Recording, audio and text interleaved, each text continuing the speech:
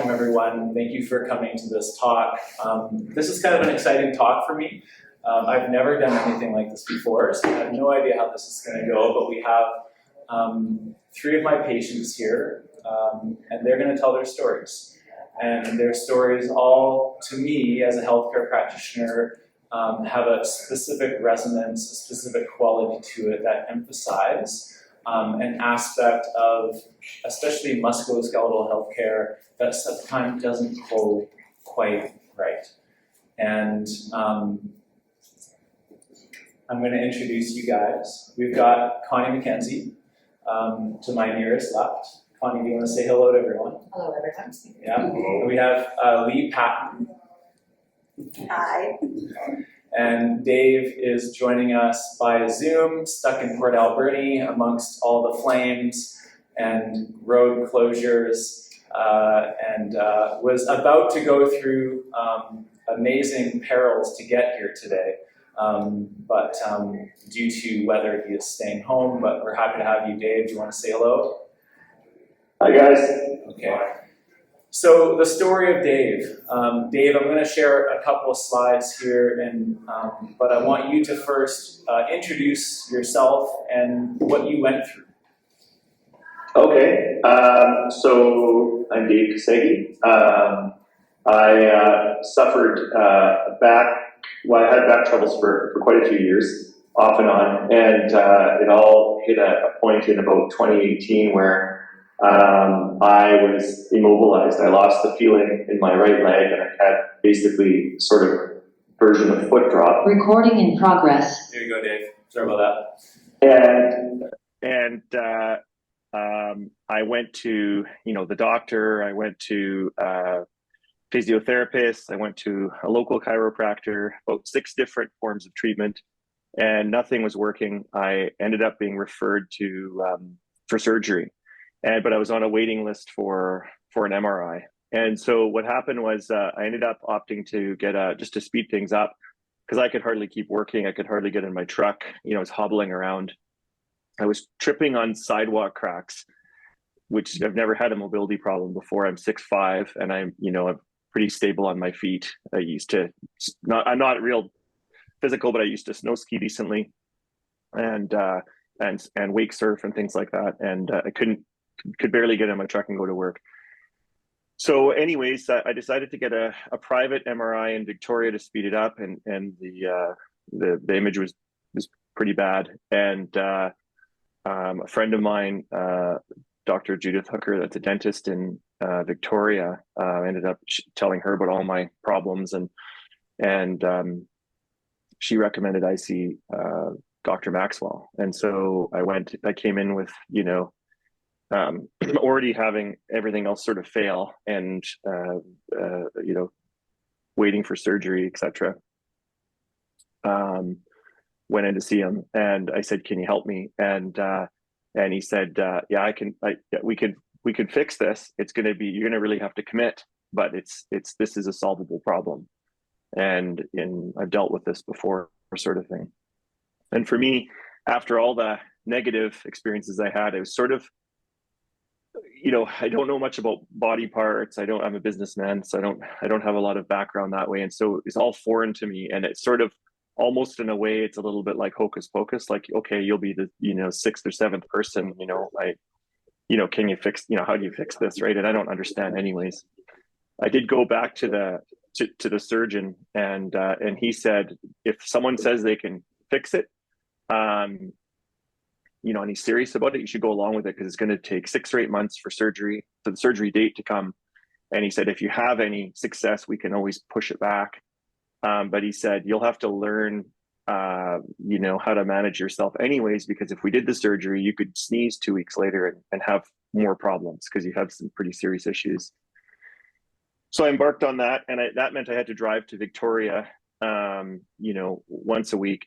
And we also committed to like a Zoom setup where we were doing therapy online and phone calls and all this stuff. It was pretty intense. It was like a triage type of format, but if it could help, I was ready to commit. So I did. And it was months of visits and hard work. And And me not even understanding, like Dr. Maxwell would say, move your something or another body part. And I don't know what he's talking about. So then he'd kind of dig his finger into it and I'd go, ow. And he would move that, how can you move that at all? Okay, try moving. And then, and then I'd get exercises to move my leg a certain way or whatever. And also even with the leg problem, I was sort of in denial that it was my back in a way too, just because I went, how can my leg stop working when my back's the problem? And anyways, it was about 6 months and hard work when I got the first result. Like I had a first appointment with him, and he had a very serious,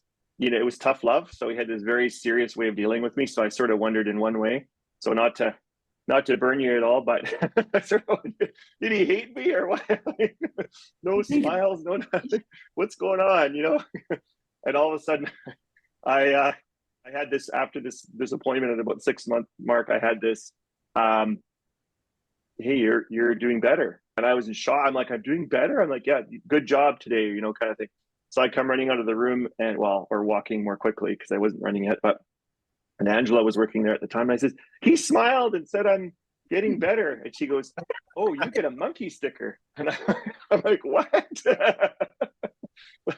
She said, if he's actually, giving in a little and giving you acknowledgement, that means you're making traction, you're getting there. So that was the first sort of sign of improvement. And I had to check back in with the doctor around, and I think my surgery call came in that zone of time. And I told him what was going on. He said, that's awesome. Keep it up. We'll bump the surgery. And so that was 2018 fall, I think. And here I am to this 23, and I haven't had the surgery, and my overall health has improved a lot. I still continue to do regular Thursdays. I'm not every single Thursday, depends if I need it more or not. I've learned about my body, so I can sort of tell if something's off or I need something and I come in. But I do my regular Wednesday Zoom workouts with Jeff at 8 o'clock in the morning every Wednesday, all the time. And then I carry on with other things that I've implemented as a result of the experience. I make sure I have at least 5 days a week. I have a 30-minute walk. I skip my lunch and I have maybe a salad at my desk, and I have a proper walk and probably a 5,000 or 7,000 step walk in a time I would have sat and ate French fries or whatever. And I sort of manage my weight better. I think it gave me a health consciousness overall. So even now we're having some things going on at home with my daughter's health, and my first go-to is to Dr. Maxwell if I'm tight, because I know if I'm tight I'll have problems. So I come in and I'm proactive, and so it's like it's sort of become for me. It's kind of like my spa time, which sounds sort of weird, but because you think of spa going and having some kind of facial or something. But for me, it's body wellness. So that's how I look at it. It was just a part of my life, but it's a very positive. So I enjoy it. Dave, thanks for sharing. I'm going to ask you a couple questions, but I'm going to go through a few slides first to kind of summarize Dave's story. I've subtitled this story, Right Diagnosis, Right Wisdom, Right Management, Big Change. So Dave is an example where he did get the right diagnosis. And frankly, in this scenario, with these symptoms, healthcare providers really shouldn't miss this. So the diagnosis was not difficult to make. But the right wisdom was in the surgeon's comments that if you're going to need to wait a little bit for the surgery, and you need to proceed with rehabilitation to make sure that you do the best you can to get better. And Dave happens to have some medical doctors in his family, and they were giving him advice and words of wisdom as well, and telling Dave, hey, listen, surgery is not a good route. It's not an easy fix, and if you can fix it conservatively, that's the way to go. So Dave came to me already with the right wisdom that the conservative approach was the best way to go if it can work. Now, once you get the right diagnosis, and once you have the patient that has the right mindset, things for us become really easy. because it allows us to implement the right management to facilitate big change. So this is this is Dave's back. So the title of the slide is "Sometimes It Looks Bad," and this does look bad.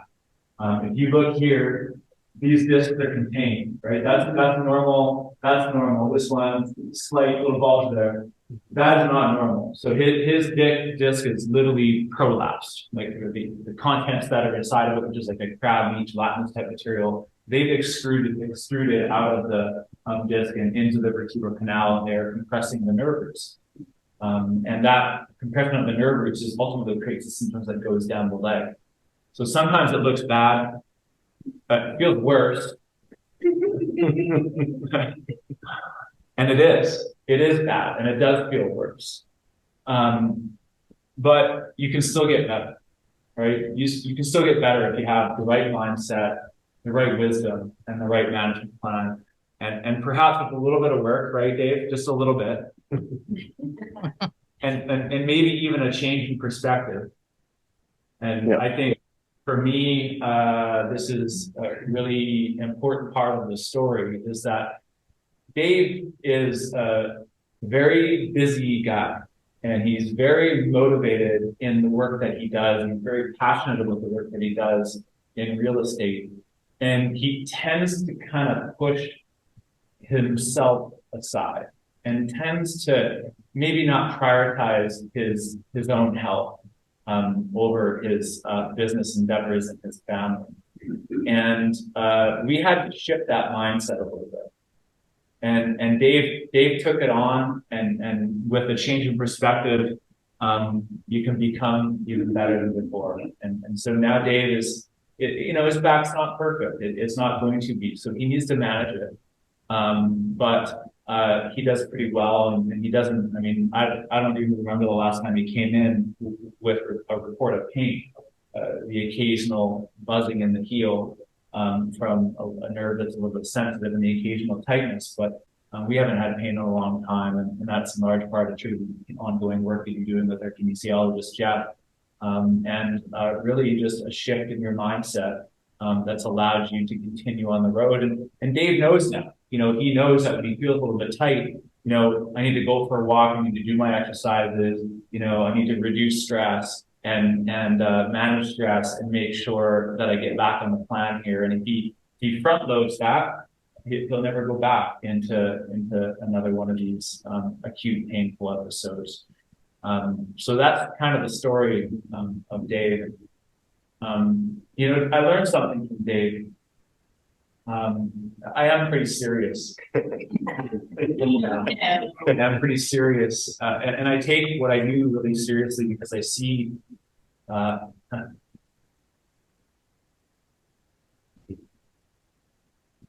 pain, right? You see the pain, and I'm serious because I really care, right? And it's just so awesome to see people like Dave step up, change his life. And really, at this point, I don't need to be here so much for Dave. He likes to come in, he checks in. Right? Dave, you don't need to be here. You got nothing to do here. You've done the work, you're moving well, you got your exercises. You don't need to come in so often, but he comes in once every few weeks and says hello. And I think it's a little bit of a compliance check, so he stays honest. It is. And to make sure that he's staying on track.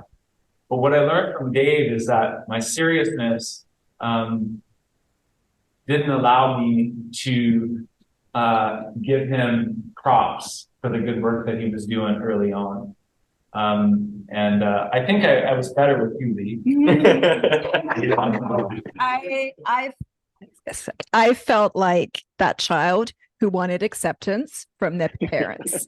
I would say to Drake, I'd be like, when is he going to be proud of me? He's like, he is proud of you, Leigh. I'm like, but he never tells me. And then after about 3 or 4 months, I started to see the smile, and I was like, he smiled at me. He's like, that's a good thing, So I get it, Dave. It took a long time to crack him.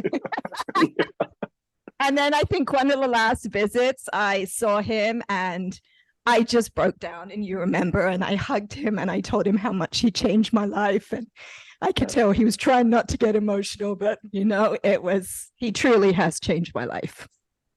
Yeah, same for me. The story of Leigh.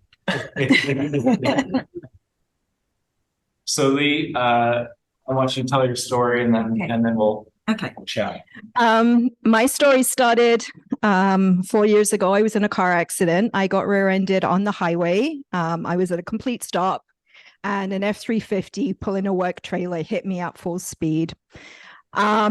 I originally was seen at a walk-in clinic, and I'm not someone to make a big deal about pain, so I'm like, no, I'm fine. I don't need to go to the hospital. My back hurts, etc. Went to a walk-in clinic. They said, yep, you have whiplash. You've got a rotator cuff injury. You're going to be sore for a while. You can't work. We're going to give you a referral to physio and chiropractic treatment. And they sent me on my way.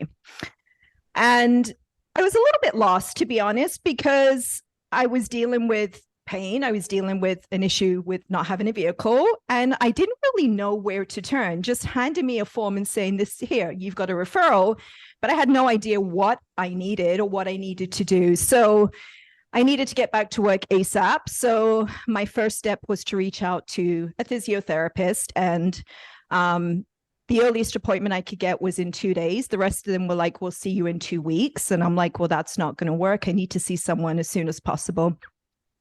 So I went to a physiotherapist, and he basically told me, you're too painful for me to touch. There's nothing I can do with you. We can try some acupuncture. So we did acupuncture for about 3 months continuously. And I did end up going back to work, but I was limping. I couldn't sit for more than 20 minutes. I was in excruciating pain. So then I decided to see a massage therapist, and I saw her, and it would help. But again, it was excruciating. I would cry through every session. I was in so much discomfort. Finally, I thought, well, maybe I need a chiropractor. Not really sure what I needed. I just knew I needed to get better. So I saw a chiropractor, and she did the same adjustment on me for 2 years. So for 2 years, 3 times a week, I went to massage, I went to chiropractic treatment, and I stopped doing the acupuncture. And then a year ago, my GP sent me to an orthopedic surgeon who told me I needed to have a knee replacement. They did an MRI. They said, you have arthritis, your knee is damaged, you need a knee replacement. I said, I'm 48 years old. They said, well, you know what, this is your problem. This is what you need to do. My GP said, there's nothing more I can do for you. I can refer you to a pain clinic, but the wait list is 2 years. And at that point, I was depressed. I had gained 60 pounds. I couldn't walk to my car. I couldn't drive. I was I was miserable, absolutely miserable, to the point where I didn't even want to live anymore. I was like, this is not the life that I want. And nobody could help me. This was going on 3 years. And I had gotten progressively worse, and I didn't know what to do. Everybody was telling me, this is your knee, you need a pain clinic, you need this. And I finally got to the point where my massage therapist, who kicks herself now that she took so long to send me to Michael, but she had said to me, why don't you go see Michael Maxwell at Total Body Health? And I said, okay, well, I decided to Google him, and there was a couple of reviews that were a little like, his bedside manner is not that great. And I'm like, okay. But, at that point, I honestly didn't care as long as he could fix me. And I remember my first appointment, I hobbled in here, and he was 40 minutes late, and he walks in. And he doesn't even say, I'm really sorry. So I'm thinking, okay, this is off to a good start. And then I said, well, here's my MRI result. He says, yeah, I don't need any of that. And I'm like, okay. And that's how our relationship started. And I don't think there was a session that we went through for the first 8 months where I didn't cry. I would sob. It hurt so bad. And I know, Dave, that pushing feeling, it's excruciating. And I remember At the time, I didn't realize Drake actually worked here. I thought Drake was an intern or a student. So every time I saw Drake in the room, I knew it was going to be bad, because every time Drake was there, I would cry and he would like not hurt me even more, but like trying to make a point. So it wasn't until I started kinesiology sessions with Drake that I was like, oh, you're Drake, you work here? And he's like, yeah. But it was hard. It was hard, like 3 times a week for months and months and months I was here. And and then finally I was technically discharged about 2 months ago from his care. So it was a process for sure. So now I play parent rugby, and I walk, and I'm, active with my kids. I have my life back. Yeah, it's been, he is my miracle for sure, without a doubt. Yeah. So the story of Leigh is it's a frustrating story. Yep. Because the reality is that for me to find or land on the right diagnosis was nothing profound or special or unique. I just did my job and evaluated Leigh as a whole, and Leigh as a human, and Leigh in the physical body. And like these skills that I employed to find the diagnosis were not special, is my point. But nonetheless, practitioner after practitioner after practitioner after practitioner, no one landed on the right diagnosis. And as a result, Leigh kept on getting the wrong management. Everyone's treating Leigh's knee, right? Everyone's treating Leigh's knee. So, sometimes it looks bad, right? It feels horrible. But it's irrelevant. It's irrelevant because Leigh did not have a knee problem, right? And what's shocking to me is that the examination findings were so obvious that this was probably a primary low back with a secondary piriformis syndrome. The predominant presentation was one of a piriformis syndrome. A marked and significant piriformis syndrome. We don't usually see them that bad. But the distribution of pain that Leigh had made no sense in the context of a knee problem. And when I moved Leigh's knee passively and I'm moving around and I'm evaluating her, there's no pain, there's no provocation. Her knee is okay. That's not perfect, but it wasn't the thing that triggered her pain the most. Her rotation in her hip was so limited and so painful. The second I put even the littlest bit of external rotation into her hip, boom, there's her chief complaint, pain. The second I have her arch backwards, just a little bit, boom, there's my pain. And this is not a difficult diagnosis to land on, but I don't know what happened, but no one looked at this. And then, of course, you have this MRI. And now you're in to see a specialist, and the specialist is a specialist of the knees. And she's saying, I got knee pain. And then you get an MRI that says you have knee arthritis. And then she's on road to a knee surgery. And so Leigh comes to see me. She struggled with work.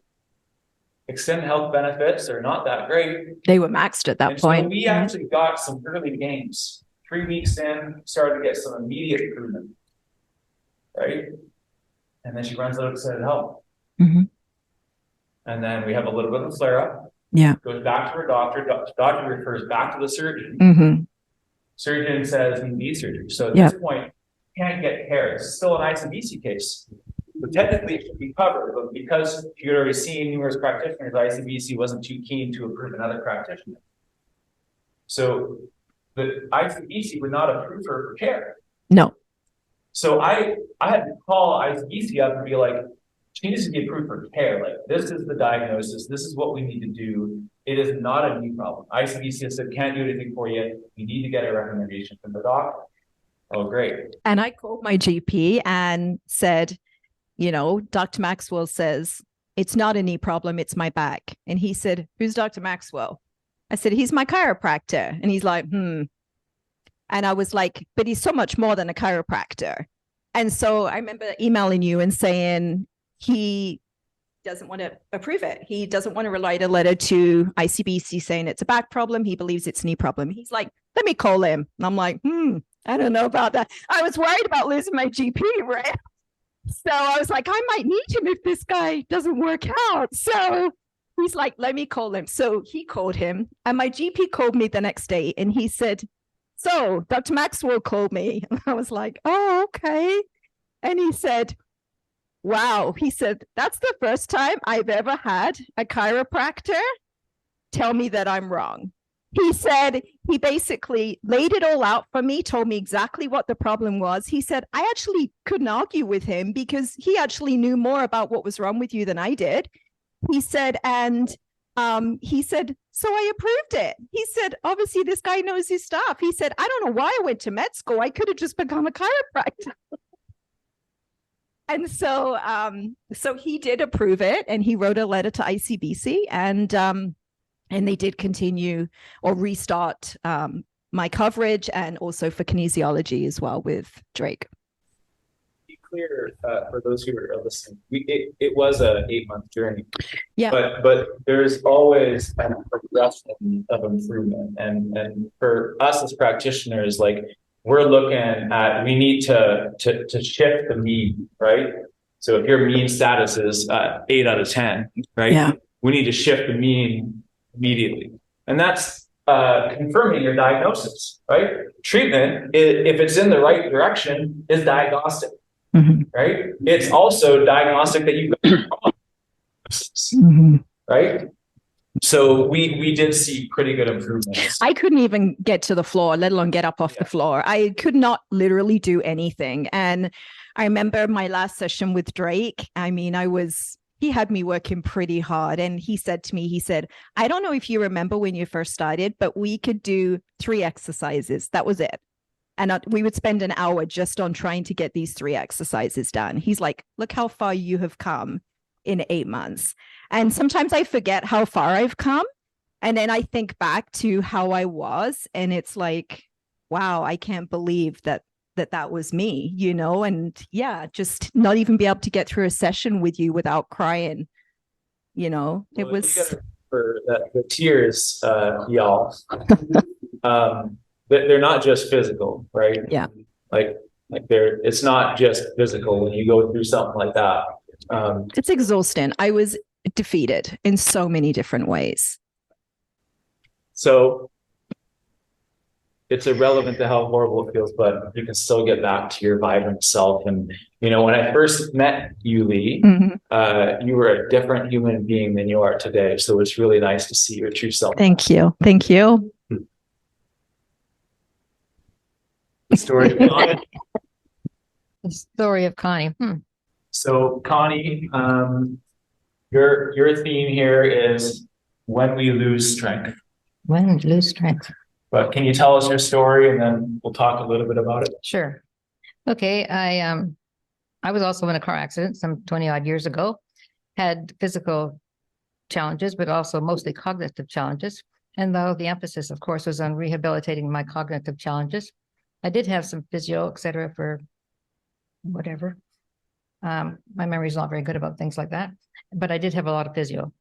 Anyway, after I passed through all the stages of cognitive rehab as it is defined, I just went on my own merry way.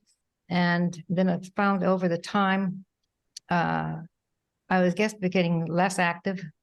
My balance was really bad. I had a hard time walking the dog, had a hard time getting my work done in the garden. And I had to have assistance in just about a lot of my activities of daily living. So after a while, I guess I had lots of aches and pains showing up. And my daughter said, you know, I think you should go and see Dr. Maxwell and see if you can't. I can't remember what my first complaint was, in knee, neck, shoulder, whatever, many of them. Anyway, so I came to see him, and I went back and I said, he didn't tell me he was just a kid. So I went through and checked all his credentials, and then, well, he's been around a while. He has been to school. So I've been in his office. I was always reading the certificates to see exactly how well trained was this man that I was turning my body over to. So anyway, we started doing some treatments, and I don't remember what we treated first: shoulder, neck, For hip, shoulder. shoulder. Yeah, it was right, the complaint was right shoulder pain, Mhm. but it was coming from your neck. Right. Yeah, it was. Had a bad neck. Yeah. So work on the neck, and then We got that better. got that better. That's good. Thank you. That was number one. Number one. Yeah. Well, then guess it was going to be the lower body, hips. Yeah, the next hips. one was low back pain. Okay, low back pain. Yes, and nobody ever checked my low back pain for anything. So, Yeah. but I've been sort of putting up with these things and just putting up with them and becoming less and less active with them. Then you would start giving. One day you said to me, pick up my shoes and said, follow me. I went to the gym. I thought, oh my gosh, now where am I going? Took me to the gym, and not only did I have to learn a lot from him, but he had to learn a lot from me too. When a person has a brain injury and you say, turn to your left side, the chances are good I'm going to turn on my right side. Put your right foot forward, the left foot's going forward. Put your leg up. I'm sitting there just looking like, where's this going to be? Where's up, you know? So it was very challenging to follow instructions. And it required a lot of repetition, but we did get through it. Yes. Oh, sorry. Is this better? So I did a lot of repetition on movements. And then, of course, along came the challenges. The exercises were getting harder and harder and harder. And I remember being in a bear position and saying, raise your knees off the floor. And I looked at him and said, my knees off the floor? That's impossible. But all those things I had to process to understand what the instructions were. So it was a long journey in rehabilitating me, for sure. Then I had no more injuries. I guess in a sequence of injuries. We had the hip, we had the low back, we had the neck and shoulder, we had knee. So the thing was Connie would do good after I'd rehabilitate one bit, and then 3 to 6 months later she'd come back with a different bit, and then we'd do good with that bit, and then 6 months later she'd come back with a different bit. And we kept on going through this recurrent cycle, and I'm poking her just a little bit, saying about getting stronger.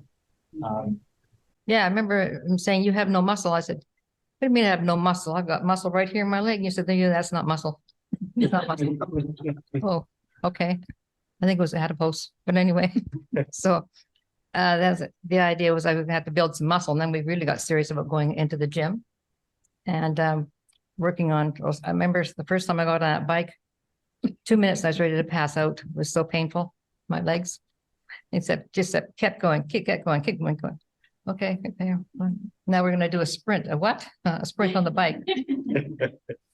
Anyway, we did get through all those things, and then Michael got me involved in a defined rehab program with a kinesiologist. What was the girl's name? Heather. Heather. And I did that for, seems like a long time, almost a year. Yeah, you worked hard. Twice a month, twice a day, twice a week for a year. And when I finished that, then Zoom, or not Zoom, I did the Zoom with Jeff here. And but it was a big commitment to stick with it. But you know, I thought, I'm a resilient person. I got through all this cognitive training, etc. I can do this. I told Michael, I will do this. I will do it. I'll do the best I can on it. And you know, I haven't seen him for treatment for a long time, but that's all right. I was tired of paying his mortgage. Anyway, so that's where I came from. And now I'm much more active. I keep up going to the gym, keep up my exercise and walking. I can't let it go. It was too much work to get here. I also lost a lot of weight in the process, which made life a lot easier too. And I can now do a lot of gardening, do a lot of walking, go to the gym, and I can manage my grandchildren. Got to the point that I couldn't even pick them up, never mind play with them. So they were wearing me out, and I can manage my grandchildren now too. And Connie's doing all this, and she's not getting younger in the process. No, I'm not actually. Yeah, so calendar keeps turning pages. Yeah, so You know, I mean, you look like you're a different, you know, physical body right. than you were a few years ago. And I know that family and friends have said the same. And you're a lean machine now. But you know, when we age, we will lose muscle mass unless we specifically do something to prevent it. And it happens so slow that we often don't recognize that it's happening when it's happening. So if I can share some statistics, I'm going to skip forward. So these slides that you see here, this is a 40-year-old male triathlete in the top left. You can see the kind of the gray stuff on the around the bone, which is the white and the dark stuff in the middle, and the 40-year-old male triathlete, and then you see the 7-year-old triathlete next to this 40-year-old with the same amount of muscle mass, if not more, and the same amount of lean mass. You can see this is adipose tissue around here, the light colored stuff. And then this is the 70-year-old sedentary male, and you can see this stuff here is all adipose tissue, and that stuff there is muscle. And so you know the size of these thighs, you know, that's what we're looking at, right? You know, so sometimes we don't change our body distribution. Sometimes our weight doesn't necessarily change, but the quality of the mass that we're carrying changes in a big way.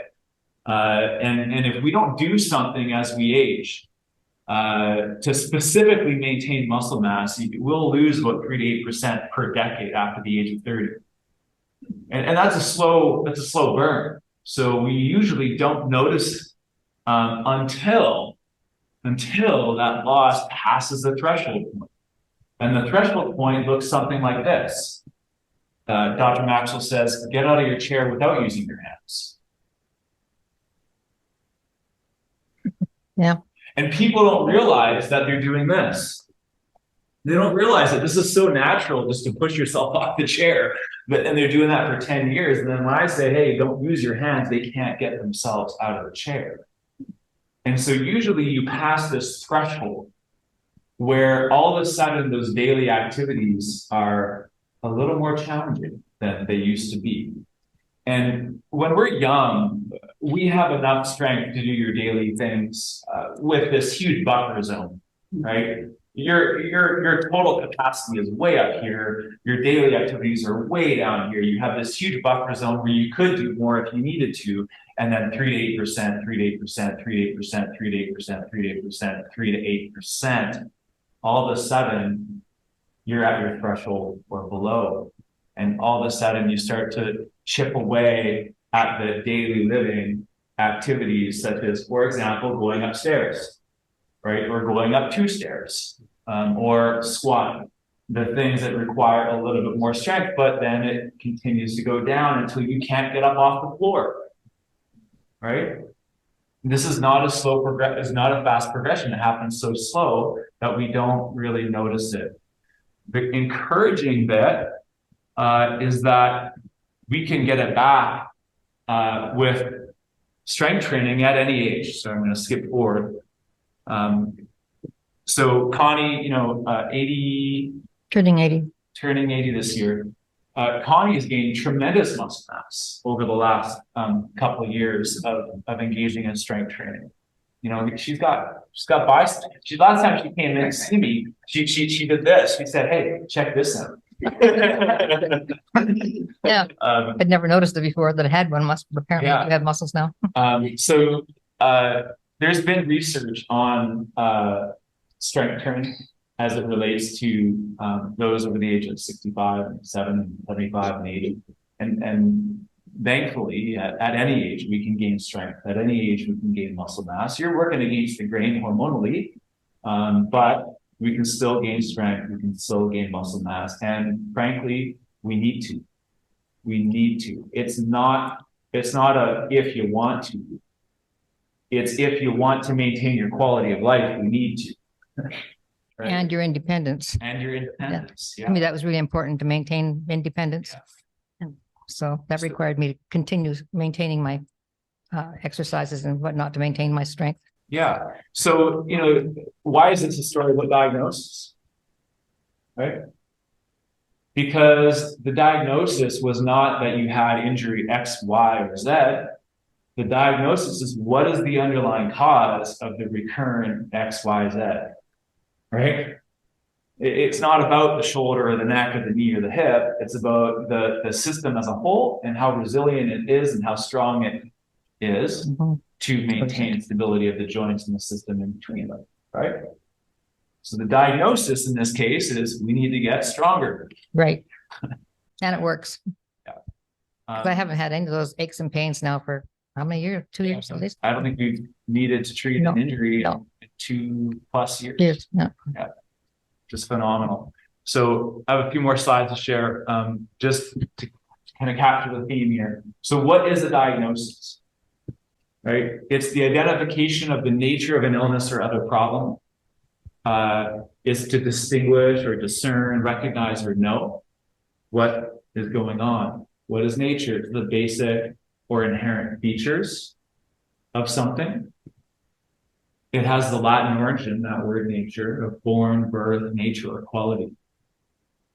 So born or birth, the beginning or coming into existence, the emergence or the genesis. How does something come to fruition? The quality, right? A distinct attribute or characteristic trait or disposition. A diagnosis, therefore, must include the origin, what is the cause, and what are the qualities or the dispositions that make it so. We have many different domains of diagnosis, and this is something where I think chiropractors who are well-trained, who practice their well-training, are so good. We have to make a pathoanatomical diagnosis that is correct. Dave's was easy.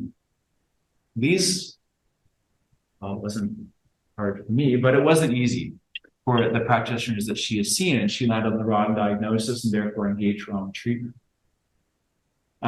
So a structural diagnosis or a pathoanatomical diagnosis is identifying the bits that hurt, right? Is this a knee joint or a hip joint or a back joint or an elbow joint?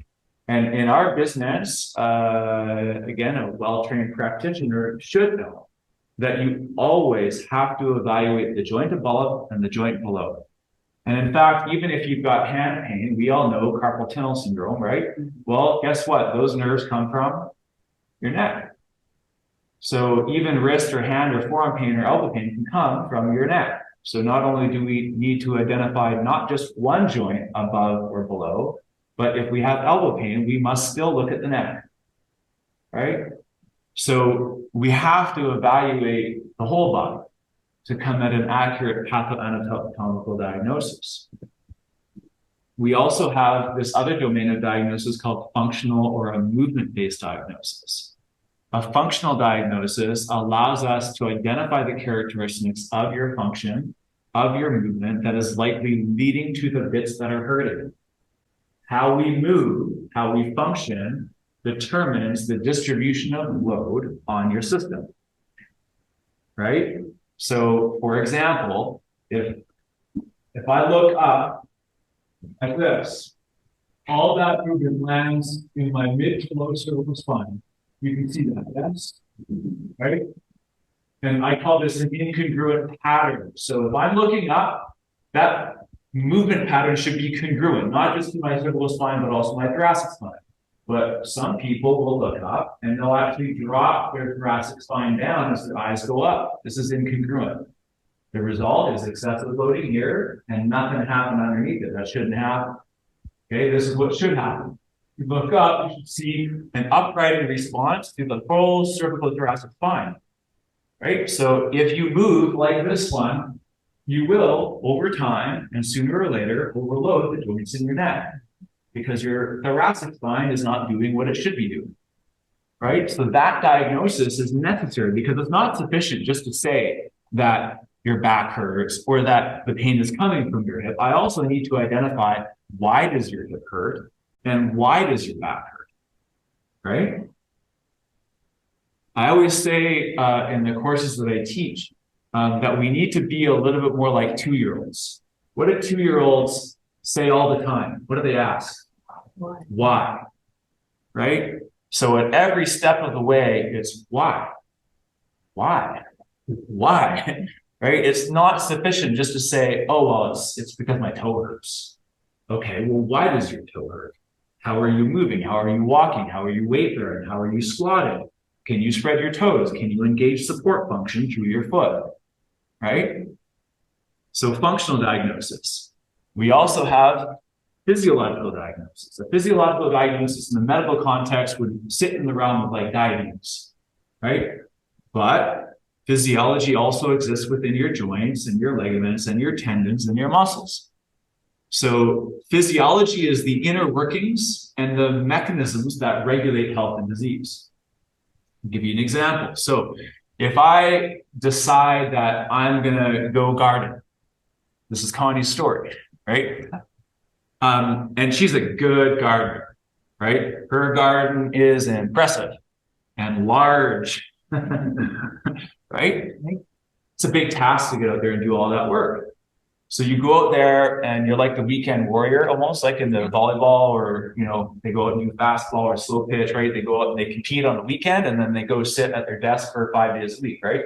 So we didn't have the fitness or the strength to do what you did on the weekend while you're gardening, right? So then you overload the system. Well, what does that even mean? What does overloading the system mean?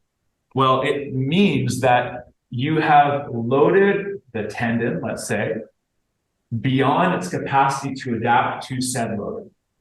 And when you do that, you initiate an inflammatory response. This does not mean a tear. It does not mean a strain. It just means you've just overloaded that tissue, those cells, right? Those collagen fibers that hold those cells in line, right?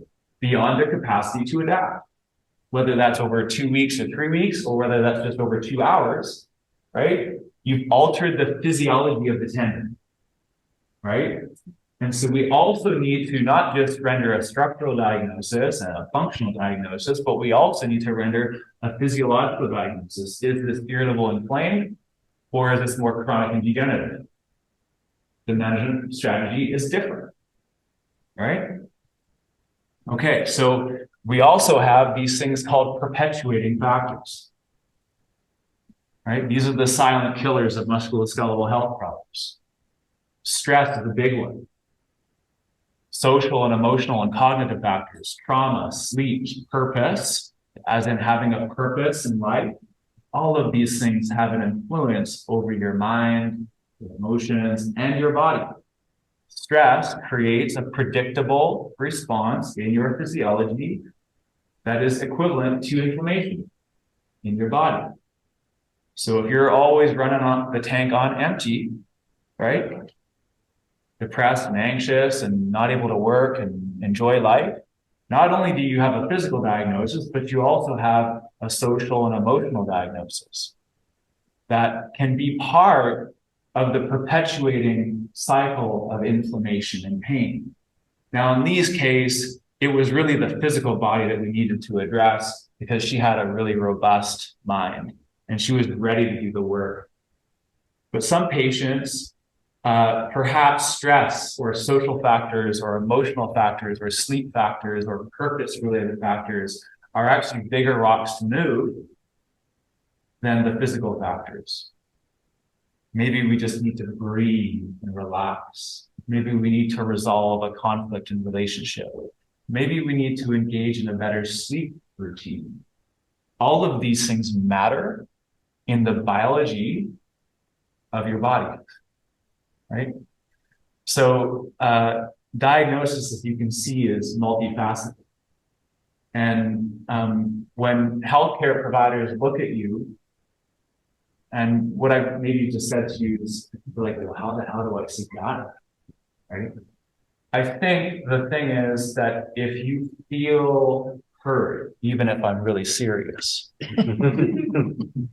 if you feel like they understand what's going on, that they care, and that they're not just blowing fluff up your butt, right? Then that's a really good place to start. We have a broken healthcare system, without a doubt. And, you know, if I'd have had somebody like Michael right from the beginning, who would have said to me, okay, this is what we need to do. We need to get started. This is where we're going to start.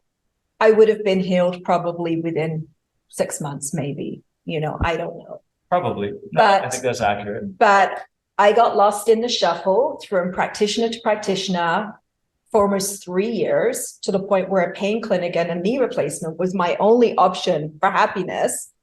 And you have to be an advocate for yourselves. You have to, Extended Health cut me off after, I think, 6 sessions with him. I'd maxed in a year. I mean, that was 2 weeks. I mean, what was I going to do?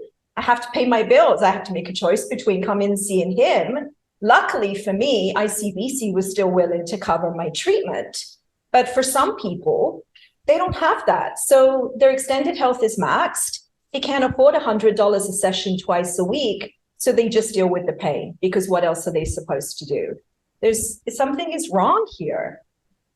There has to be a better way.